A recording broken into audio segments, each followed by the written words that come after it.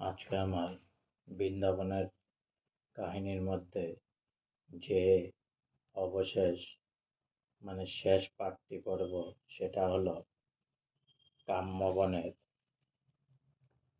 পাঠ। শেষ পাঠ বাকি থাকা পাঠটি হলো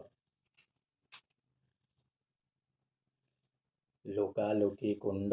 এখানে গোপ বালকদের সঙ্গে শ্রীকৃষ্ণ জল ক্রিয়া করিতেন। জলে ডুবিয়া থাকার খেলা হইত। শ্রীকৃষ্ণ গোপ বালকদের চালাকি প্রথমটাই বুঝিতে না পারিয়া ব্যস্ত হইয়া পড়িয়াছিলেন।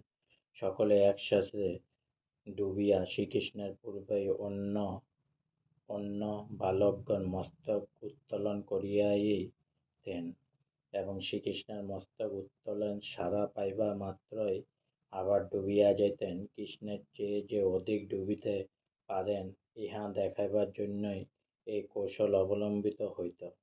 যখন কৃষ্ণ বালকদের কৌশল বুঝিতে পারিলেন তখন তিনিও এক ছলনার আশ্রয় গ্রহণ করিলেন।